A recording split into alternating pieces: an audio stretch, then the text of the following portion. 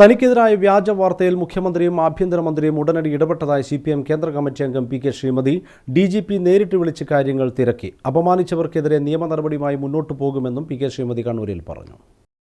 തെറ്റായ വാർത്ത നൽകിയതിലൂടെ തനിക്കുണ്ടായ മാനഹാനിയിൽ ഉടൻ തന്നെ നടപടി എടുത്തതിൽ സന്തോഷമുണ്ടെന്ന് CPM കേന്ദ്ര കമ്മിറ്റി അംഗം PK ശ്രീമതി പറഞ്ഞു. മുഖ്യമന്ത്രിയും ആഭ്യന്തരമന്ത്രിയും ഈ വിഷയത്തിൽ പെട്ടെന്ന് തന്നെ ഇടപെട്ടു. DGP നേരിട്ട് വിളിച്ചു. ബഹുമാനപ്പെട്ട മുഖ്യമന്ത്രിയുടെയും ആഭ്യന്തര വകുപ്പ് മന്ത്രിയുടെയും നിർദ്ദേശമനുസരിച്ച് DGPയുടെ ഭാഗത്തു നിന്നാണ് അടിയന്തരമായി ഇന്നലെ രാത്രി തന്നെ പയ്യന്നൂർ പോലീസ് സ്റ്റേഷനിൽ വിളിച്ച് ഇങ്ങനെയൊരു മൊഴിയെടുക്കാൻ പോലീസുകാർ വരുമെന്ന വിവരം എന്നെ അറിയിച്ചത്.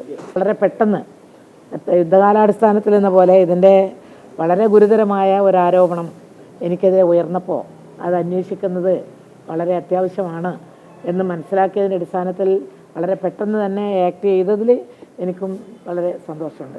മാനനഷ്ട കേസുമായി മുന്നോട്ടു പോകുമെന്നും കടുകിട പിന്നോട്ടില്ലെന്നും PK ശ്രീമതി.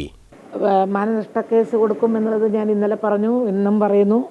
അതിൽ നിന്ന് ഒരു കടുകിട വിട്ടുവീഴ്ച ചെയ്യാൻ ഞാൻ തയ്യാറല്ല. കാരണം അത്രമാത്രം വ്യക്തിഹത്യ, ഒരു വ്യക്തി അധിക്ഷേപം എന്ന് നമ്മൾ സാധാരണ പറയാറുണ്ട്. ഒരു വ്യക്തിയെക്കുറിച്ച് ഏതെങ്കിലും തരത്തിലുള്ള വിമർശനമോ ആരോപണമോ ഉന്നയിക്കുമ്പോൾ അതിലെന്തെങ്കിലും വസ്തുതയുണ്ടോ എന്ന് അന്വേഷിക്കുക എന്നുള്ളത് ഒരു ധർമ്മം മാത്രമാണ്. പക്ഷേ അക്കാര്യത്തിൽ ആരും ഇപ്പോൾ ഇതുവരെ വന്നിട്ടുള്ള 3-4 പ്രിൻ്റ് മീഡിയ ആയാലും വിഷ്വൽ മീഡിയ ആയാലും അവരുടെ ഭാഗത്തു നിന്ന് അത്തരത്തിലൊരു ചോദ്യമോ അല്ലെങ്കിൽ അന്വേഷണമോ ഉണ്ടായില്ല എന്നുള്ളത് എന്നെ വളരെയേറെ വേദനിപ്പിക്കുന്ന ഒരു കാര്യമാണ്. വസ്തുതകളുമായി പുലബന്ധമില്ലാത്ത പ്രചരണങ്ങൾ മുമ്പും ഉണ്ടായിട്ടുണ്ട്. ഇതുപക്ഷേ എല്ലാ അതിരുകളും ലംഘിക്കുന്നതായി. എത്ര മാപ്പ് പറഞ്ഞാലും ഇതിൽ തന്റെ മനസ്സലിയില്ലെന്നും PK ശ്രീമതി പറഞ്ഞു.